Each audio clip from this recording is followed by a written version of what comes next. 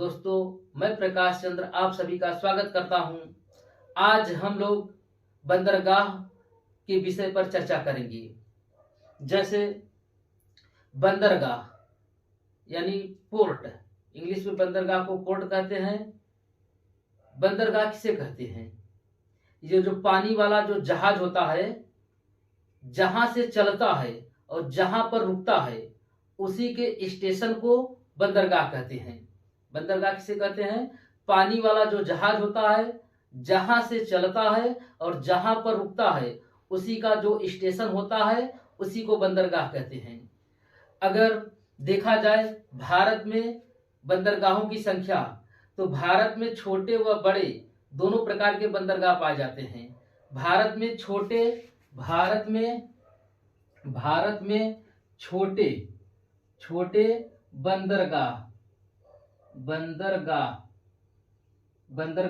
भारत में छोटे बंदरगाहों की संख्या लगभग 250 से अधिक है। भारत में छोटे बंदरगाहों की संख्या लगभग 250 से अधिक है, और जो छोटे बंदरगाह होते हैं उस पर राज्य सरकार का अधिकार होता है। छोटे बंदरगाहों पर राज्य सरकार का अधिकार होता है। किस सरकार का अधिकार होता है? राज्य सरकार का अधिकार होता है। राज्य सरकार का अधिकार होता है।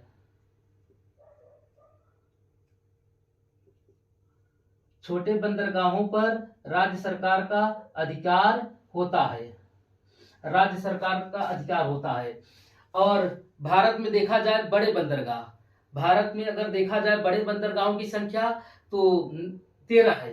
भारत में बड़े बंदरगाहों की संख्या कितना है? भारत में बड़े बंदरगाहों की संख्या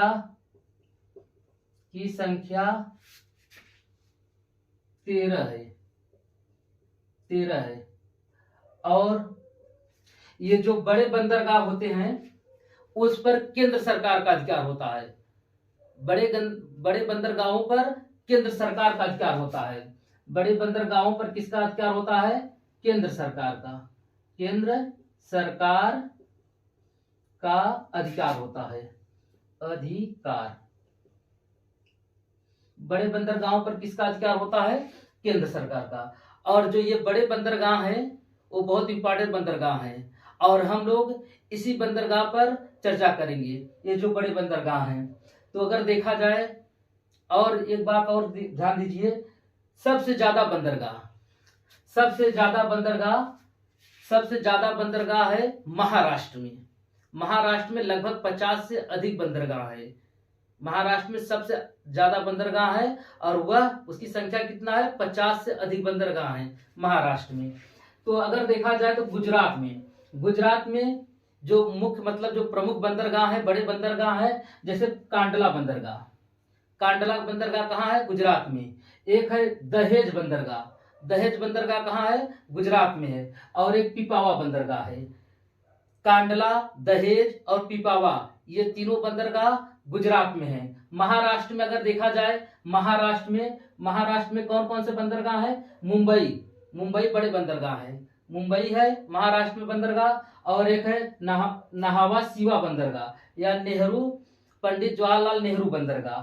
2 बंदरगाह है यहाँ पर, मुंबई बंदरगाह और पंडित जवाहरलाल नेहरू बंदरगाह महाराष्ट्र में है। ये बड़े बंदरगाह हैं। उसके बाद गोवा में एक बहुत इंपॉर्टेंट बंदरगाह है, मुर्मुगांव बंदरगाह। गोवा में एक बहुत इंपॉर्टेंट बंदरगाह है जिसका नाम है मुर्मुगांव बंदरगाह। और कर्नाटक में देखा जाए तो न्यू मंगलोर बंदरगाह है। कर्नाटक में कौन सा बंदरगाह है? न्यू मंगलोर बंदरगाह कहां पर है? कर्नाटक में है। अगला देखा जाए केरल में एक बहुत इंपॉर्टेंट बंदरगाह ये भी है, कोची बंदरगाह। केरल में कौन सा बंदरगाह है?